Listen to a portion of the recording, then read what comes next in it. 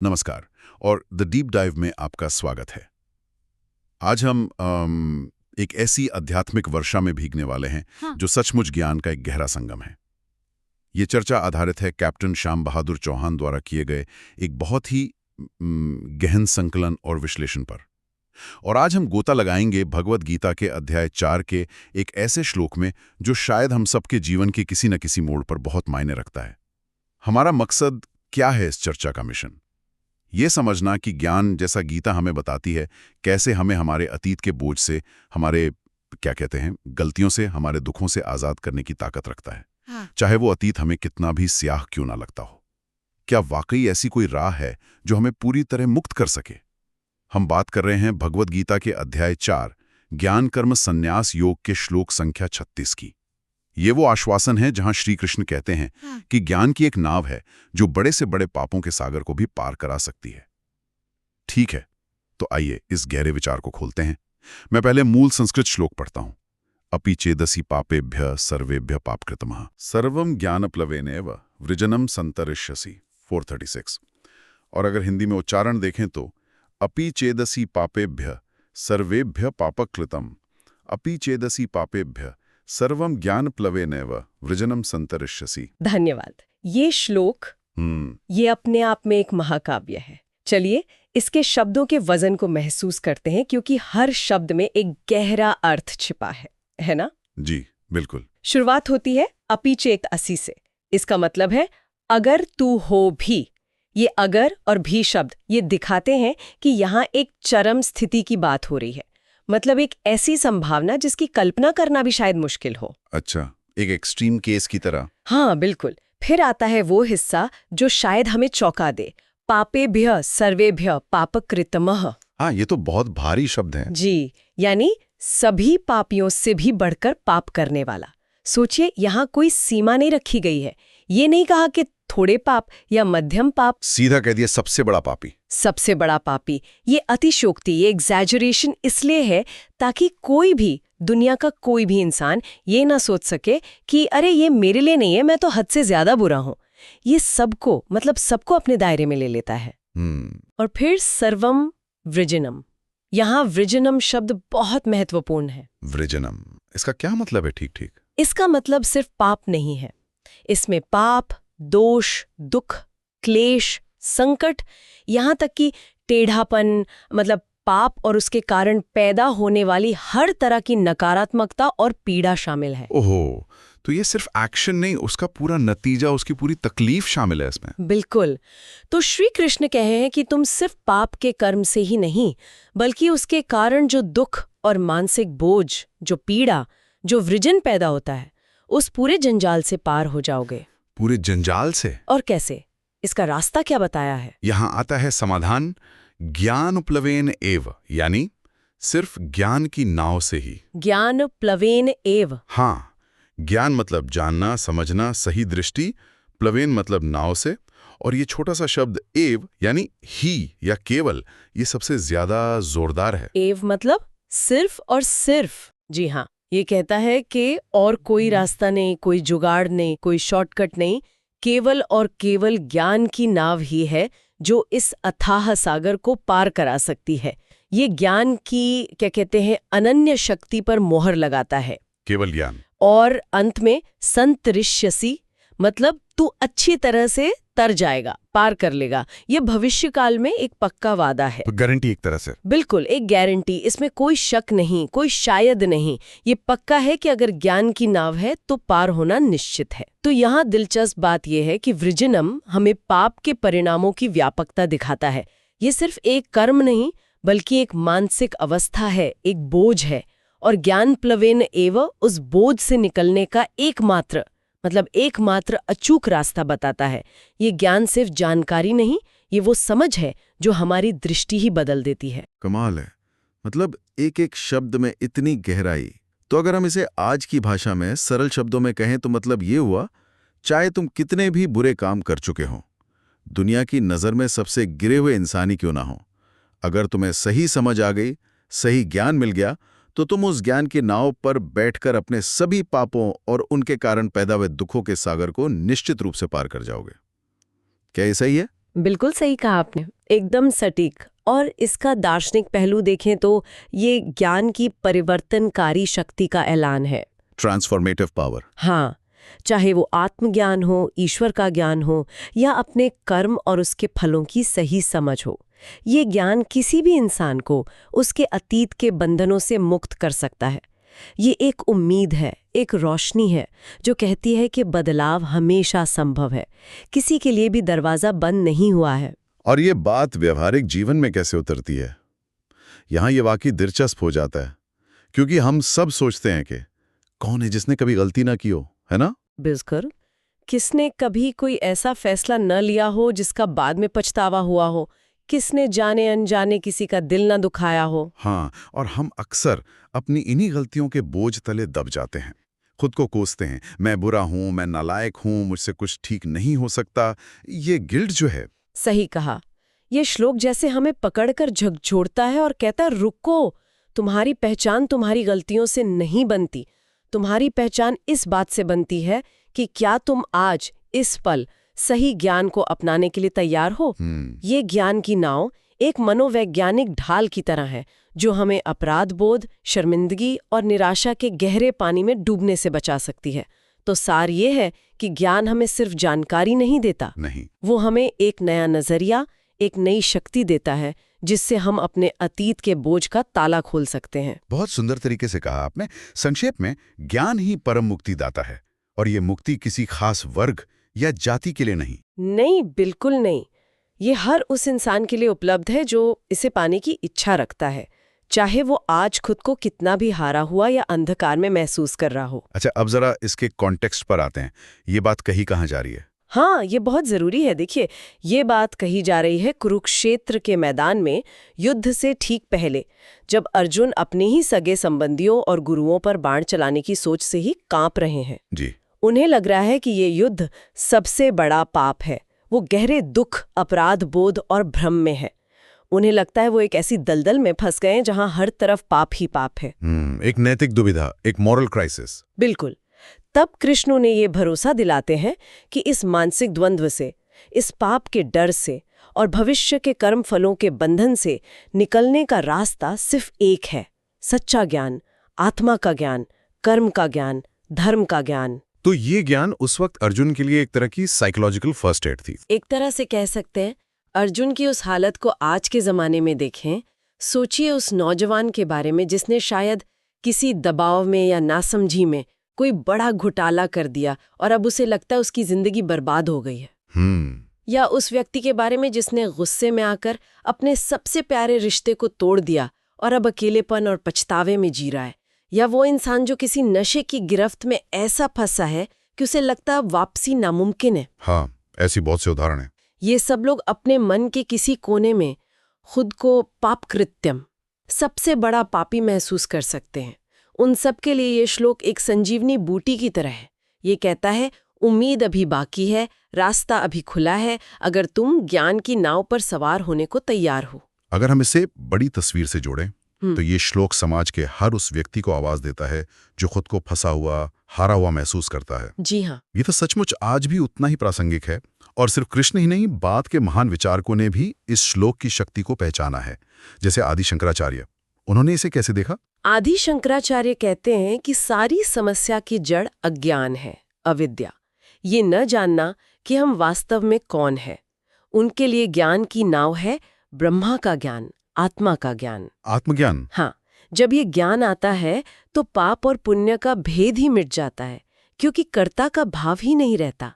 आप शरीर या मन नहीं, आप आत्मा हैं। अच्छा, और रामानुजाचार्य जी, उनका दृष्टिकोण क्या था? रामानुजाचार्य जी इसे भक्ति के दृष्टिकोण से देखते हैं। वो मानते हैं कि ये ज्ञान ईश्वर की कृपा और अटूट भक्ति से मिलता है। तो उनके लिए भक्ति से सराबोर ज्ञान ही वो नाव है, ईश्वर पर समर्पण। भक्ति मार्ग। और स्वामी विवेकानंद, उनका जोर तो कर्म और साहस पर ज्यादा रहता था। बिल्कुल। स्वामी विवेकानंद जी तो इसे सामाजिक क्रांति का सूत्र मानते थे। वो कहते थे कि ये श्लोक उन लोगों के लिए है जिन्हें समाज ने गिरा हुआ पतित मान लिया है, ये उन्हें जगाता है, उन्हें उनकी आंतरिक शक्ति, उनके दिव्य स्वरूप का ज्ञान कराता है। उनको उनकी डिग्निटी याद दिलाता है। हाँ, ये ज्ञान ही उन्हें आत्मविश्वास देता है कि वो भी उठ सकते हैं, बदल सकते हैं। और स्वामी चिन्मयानंद जी, उन्होंने पाप को कैसे परिभाषित किया? स्वामी चिन्मयानंद जी पाप को हमारे स्वार्थ भरे कर्मों से जोड़ते हैं।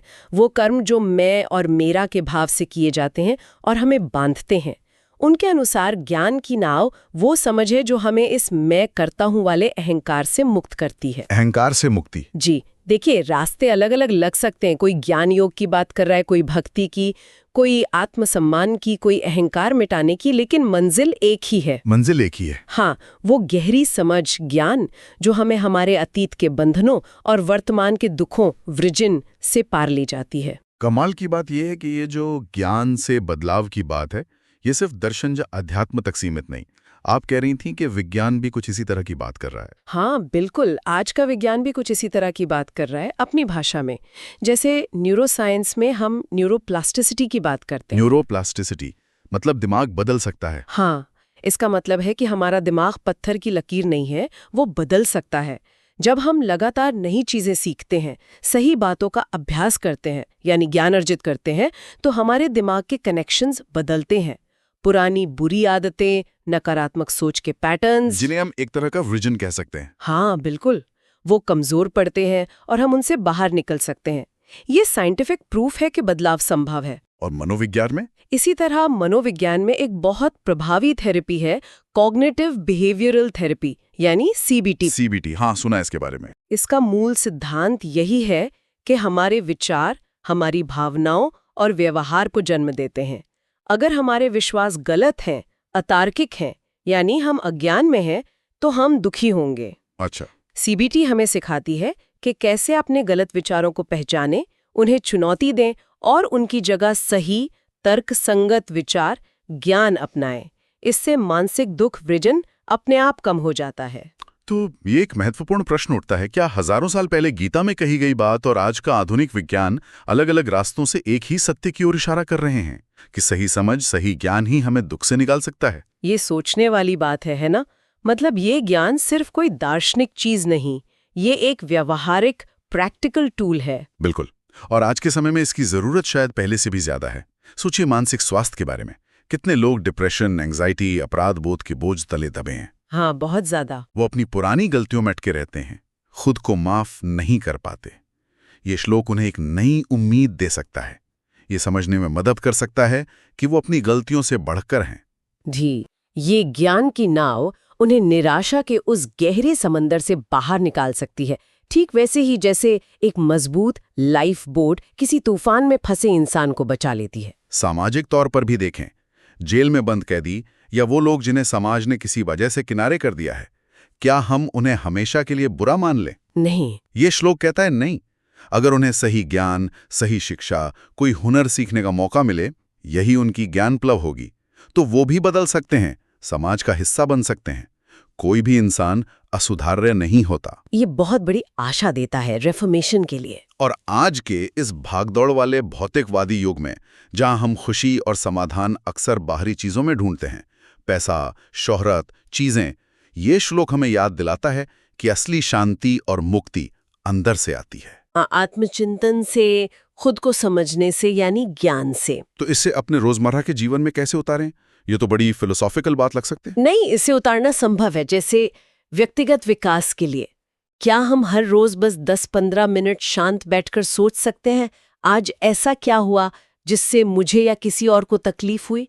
मेरी कौन सी सोच या आदत इसके पीछे थी? क्या इसे देखने या करने का कोई और बेहतर, ज्यादा समझदारी वाला तरीका है? रोज का एक छोटा सा सेल्फ रिफ्लेक्शन। हाँ, बस इतना सा आत्ममंथन भी ज्ञान की नाव बनाने की शुरुआत है।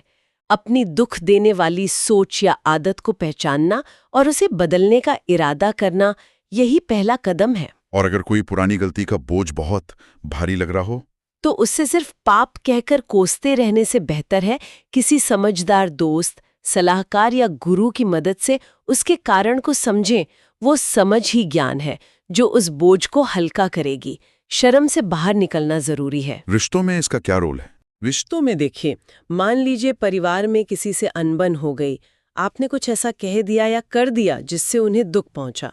अब सिर्फ सॉरी बोल देना काफी नहीं है ना? नहीं, अक्सर नहीं होता। ज्ञान ये कहता है कि रिश्ते की अहमियत को समझें, अपनी जिम्मेदारी को समझें, संवाद करना सीखें, सम्मान देना सीखें। इस समझ ज्ञान के साथ जब आप माफी मांगेंगे और अपने व्यवहार में बदलाव लाएंगे, तब वो रिश्ता सच में सुधरेगा। यही ज्ञान प्लव है। प्रेम संबंधों में भी ये लागू होता होगा, जहां दिल टूटता है। बिल्कुल। अगर दिल टूटा है तो उस दुख के सागर में डूबने की बजाय आसक्ति, अटैचमेंट और सच्चे प्रेम के फर्क को समझने का ज्ञान ही नाव बन सकता है। ये समझने में मदद करेगा कि कहाँ मोह था और कहाँ सच्चा समर्पण हो सकता है। ये ज्ञान दर्द से उभरने में मदद करता है। और कामकाज, प्रोफेशनल लाइफ में, कामकाजी जीवन में भी अगर कोई व्यक्ति मान लीजिए बेईमानी से पैसा कमा रहा है, तो ऊपरी तौर पर भले ही सब ठीक लगे, मन में एक बोझ, वृजन तो रहता ही है, एक अशांति। हाँ, वो अंदर ही अंदर खाता रहता है। इस अशांति से पार पाने के लिए ईमानदारी, नैतिकता और अपने काम के प्रति सच्ची निष्ठा का ज्ञान का पलव अपनाना ही मानसिक शांति, संतरिष्यसी का रास्ता है। ये तो जीवन के हर पहलू को छू रहा है, और ये हर किसी के लिए है। युवाओं के लिए कैसे प्रासंगिक है ये? युवाओं के लिए बहुत ज्यादा।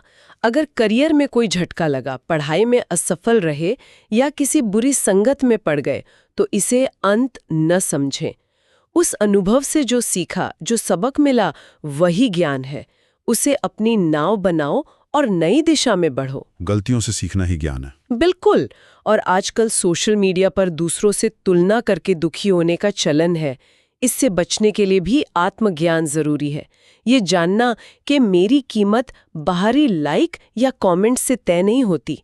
अपनी वैल्यू समझना। आपने महिलाओं का जिक्र किया था, उनके लिए इसमें क्या खास संदेश है? घर संभालने वाली महिलाएं, कामकाजी महिलाएं जिम्मेदार मान लेती हैं। उन्हें ये ज्ञान हिम्मत देता है कि वे स्थिति को समझें, अपनी बात रखें और बेवजह के अपराध बोध से मुक्त हों। उनका योगदान अमूल्य है। बिल्कुल। वे पूरे घर की, समाज की रीढ़ है। ये समझना भी ज्ञान है। और कामकाजी महिलाओं के लिए घर और बाहर की जिम्मेदारियों के बीच संतुलन साधने का सही तरीका जानना, वो जो स्ट्रगल होता है, वर्क लाइफ बैलेंस वाला, हाँ, उसका सही ज्ञान ही तनाव के सागर से पार लगने वाली नाव है। ये ज्ञान उन्हें सशक्त बनाता है। उनकी बहुआयामी भूमिकाओं, माँ, पत्नी, बेटी, बहन, प्रोफेशनल को महत्व देता है। ये ज्ञान उन्हें कमजोर नहीं, मजबूत बनाता है। और हमारे वरिष्ठ नागरिक, उनके लिए? हमारे वरिष्ठ नागरिक, उनके पास तो जीवन भर के अनुभव का, ज्ञान का खजाना है। पुरानी गलतियों का बोझ ढोने के बजाय वे अपने इस अनुभव ज्ञान को नई पीढ़ी के साथ बांटकर अपने जीवन को और भी सार्थक बना सकते हैं। उनका ये ज्ञान समाज के लिए एक मार्गदर्शक की तरह होता है। इसे बच्चों को कैसे समझा सकते हैं, इतनी गहरी बात?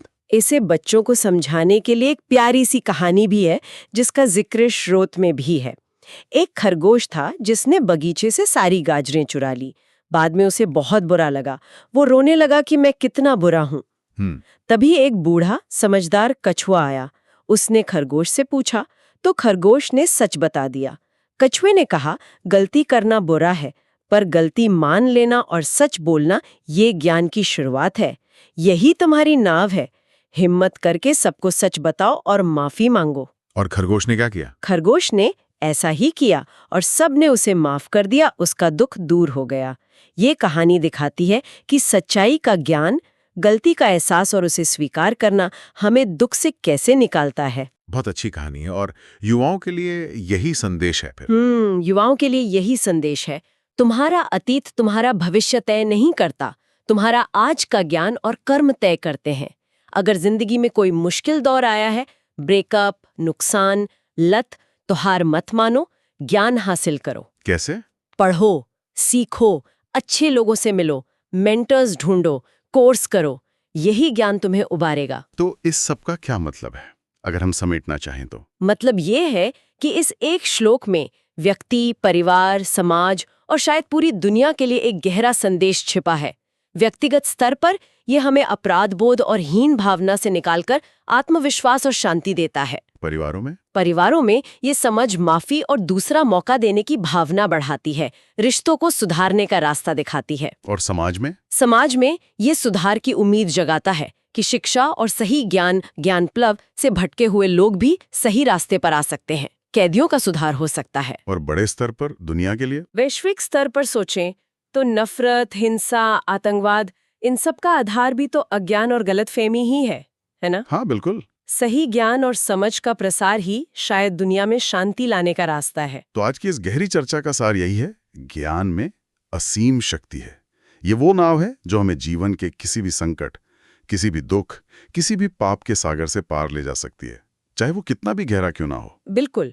और अब जब हम इस चर्चा के अंत में हैं, तो श्रोताओं के लिए एक सवाल छोड़ना चाहूंगी जिस पर वो विचार कर सकें। जी जरूर। अगर ज्ञान ही वो नाव है, तो कोई व्यक्ति अपने जीवन में इस नाव को बनाना या ढूंढना अभी इसी पल कैसे शुरू कर सकता है? कैसे शुरुआत करें? या फिर ये सोचें, ये देखते हुए कि ज्ञान समस्याओं के अंधकार को मिटाता है, हमारे समाज की वो कौन सी बड़ी समस्याएं या सामाजिक पाप है जिनका हल निकल सकता है अगर हम सब मिलकर उनके बारे में सही ज्ञान पाने और उसे लागू करने पर ध्यान दें।